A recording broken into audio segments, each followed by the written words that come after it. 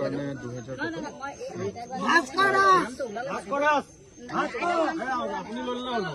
আপুনি লৈ লওকচোন।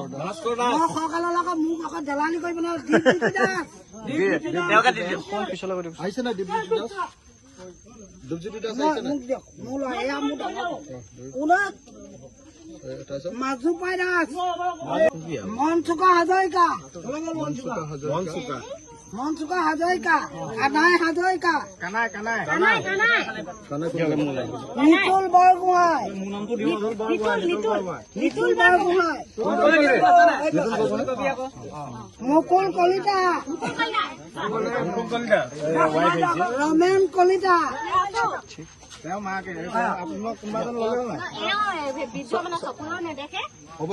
পংকজ কলিকৰ, পংকজ কলিকৰ, প্ৰাঞ্জল বৰগোহাঁই, কোনোবা এটা লয় ভাইটি পাক কোনে লৈ লয়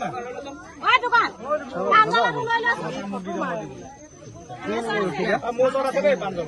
চিন্তু গগৈ,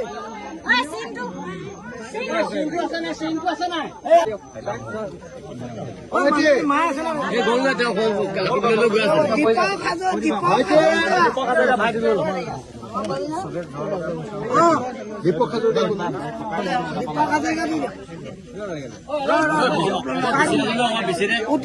অকমান আপোনালোক পিছলৈ কৰিলে হ'ল। বতাহ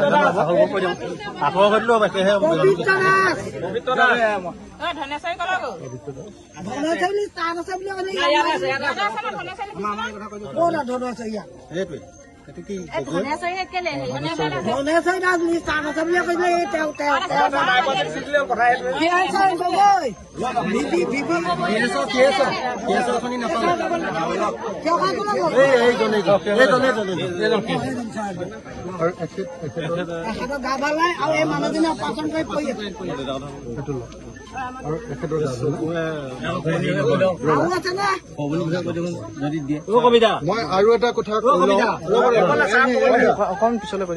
মই আপোনালোকক আৰু এটা কথা কওঁ।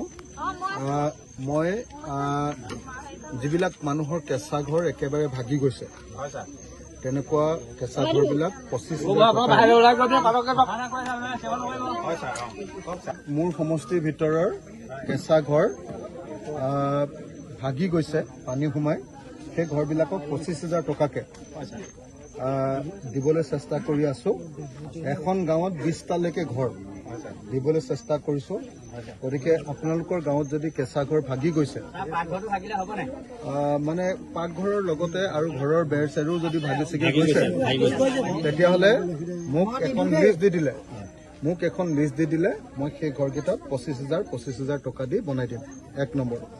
2 নম্বৰ, মই ইয়ালৈ আহি গম পালো যে ইয়াৰ গাঁৱৰ মানুহৰ নাম 15,000 তালিকাটোত সোমোৱা নাছিলে।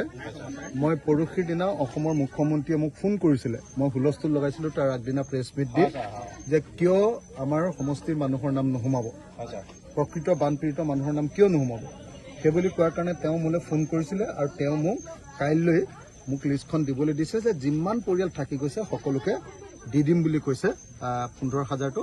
কিন্তু 15,000 মই হুলস্থুল কৰাৰ কাৰণে 25,000 দিছে।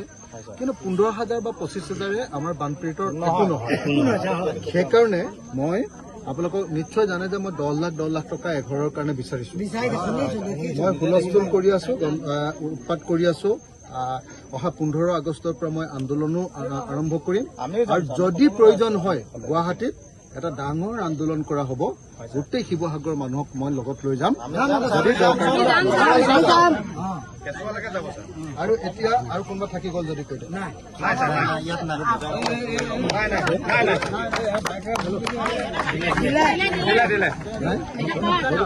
আৰু এজনী দিলে কেইবাজনী দেৱতী হাজৰিকা আছে, তাৰপৰা এই মানুহজনী গা ভাল নাই 1,000 দিছো।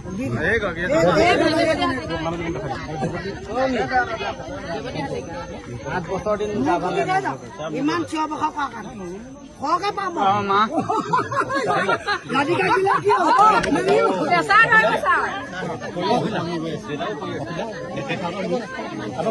মানুহখিনি